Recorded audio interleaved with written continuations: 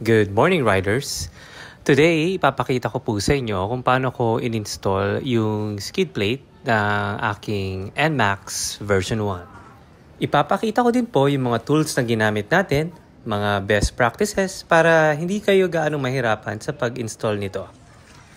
Nung nag-ride po kami papuntang New Highest Elevation sa Tino, nadisgrasya po yung isa naming kasamang rider. At doon ko po nakita gaano po ka-importante ang merong skid plate. Kasi po bumaon talaga yung skid plate doon sa engine ng aming kasama. At because of this, hindi po na-damage yung engine niya. And nakapag-ride pa rin kami na ituloy namin yung ride namin papuntang Tinok. Ito na yung mga tools na kailangan natin, pero bagong lahat. Suit muna tayo ng gloves. Yan. Kasi tendency is mangingitim-itim yung mga daliri natin mamaya. Yan.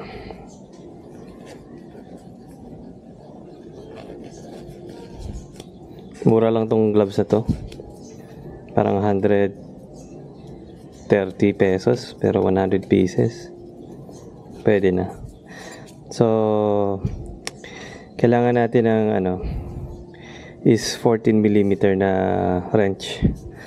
May extended para dito mamaya sa sa pipe. Luluwagan kasi natin 'to. Yan. Tapos ito naman 8mm wrench. Ito yung mga para sa mga mga tornilyo dito. Yan yung mga maliliit na yan. Okay. Gagamitan natin ito. Pati yung kabila. Tapos meron din tayo nito 8mm naman na wrench din. Just in case medyo masikip yung galawan. And the 12mm kasi mamaya luluwagan din natin tong dito yung sa pipe banda para maluwag, matanggal natin mga tornilyo dito. Okay, let's get it on. So una, luwagan muna natin yung mga pipe natin since medyo maselan tayo sa mga tornilyo. Gagamitan natin ng plastic.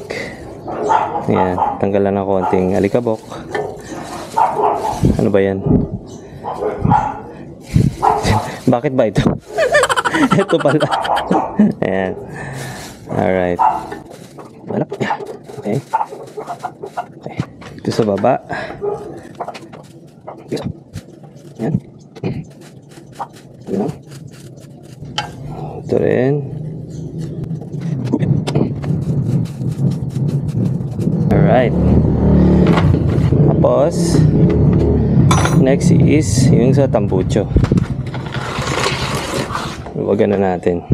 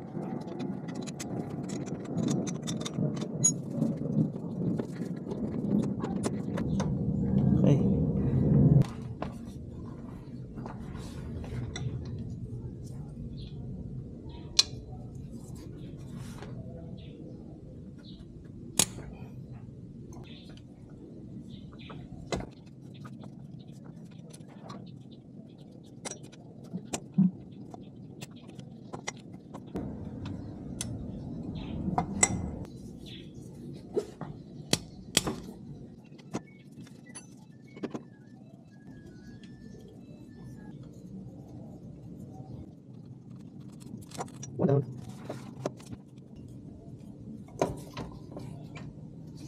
Hirap pa.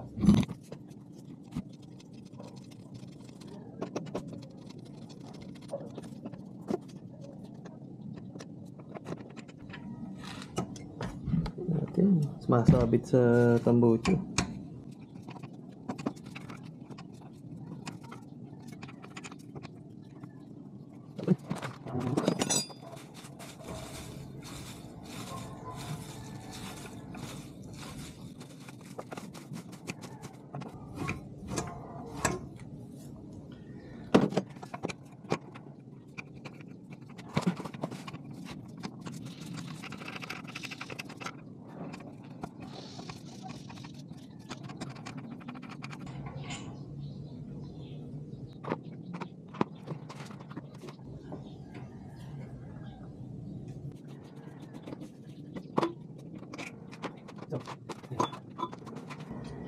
Yun, no?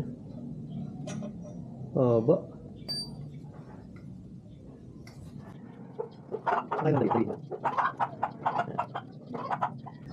Okay, tapos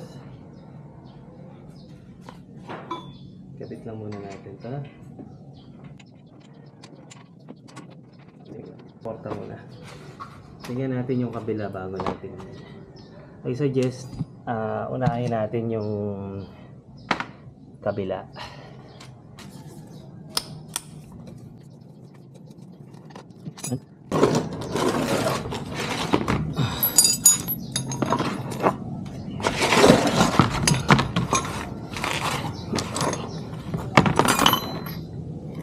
Tingnan natin kung suwak. Ayan. Siyempre, yung tigalawa. Awa yung puso natin.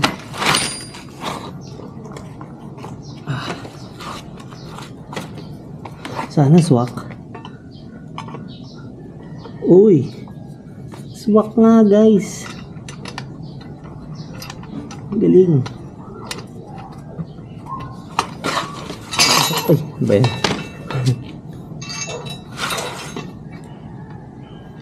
Swak nga yun.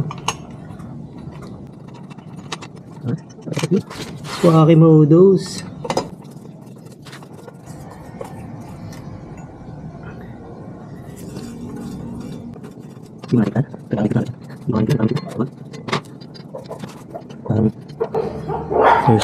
Yun.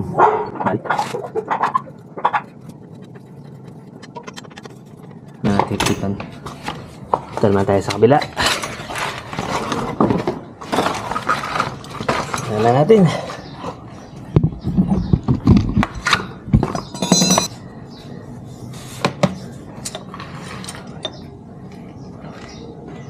Luwagan natin ang butya. Tanggalin na yung tayo. Yan, konting suporta sa tuhod. Ayun. Ayun ang problema. Yun. Ayun, oh. May ano. Sinasabi ko na eh. Tingnan natin.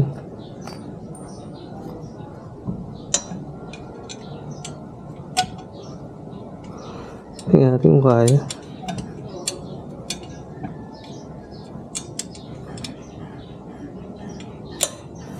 Parang hindi kaya. Parang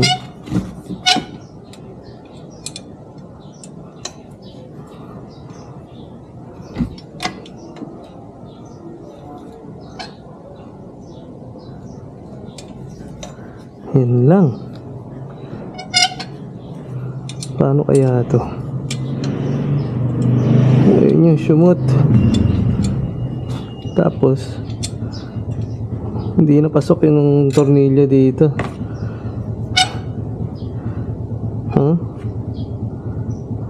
Diba?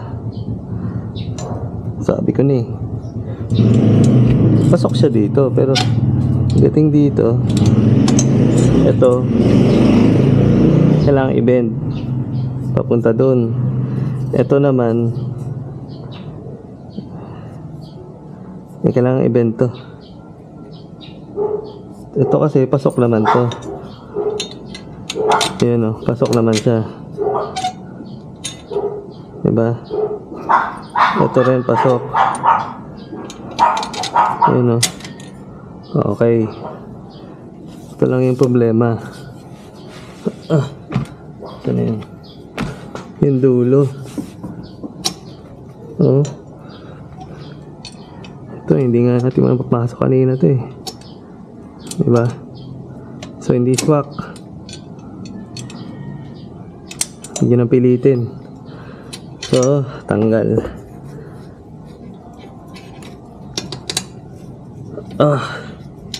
Tanggal. Kailangan natin i-bend yun, mga guys.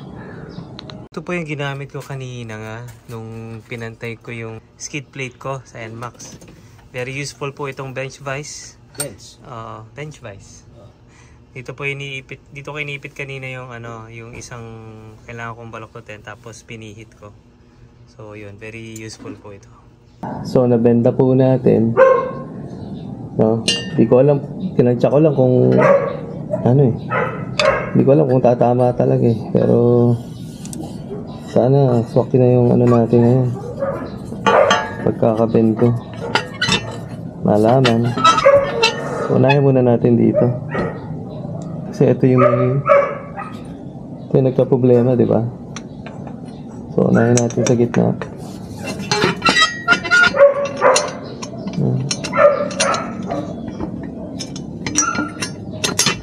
Ayan. Okay. Okay. Ayan. Sino yun? Ngayon, tingnan natin kung papasok na. Mga guys. Yun! Papasok na. Pero tingnan natin kung papasok naman dito sa dulo. Tingnan natin. Mukha namang papasok na mga guys. Thank you Lord. Ayan. Dito naman.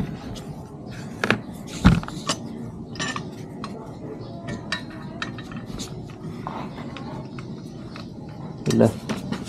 Ito naman nagka-problema. Tarang magtampo ah. Ayun. Ay magtampo ha. Yun oh. Yeah baby.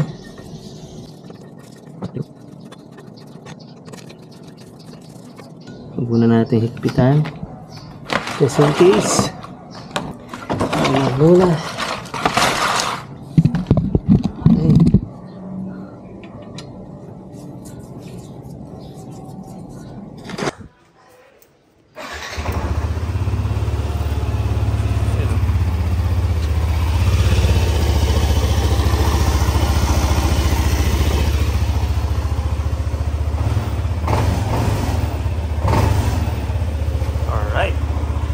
Pwede na tayo bumakbak.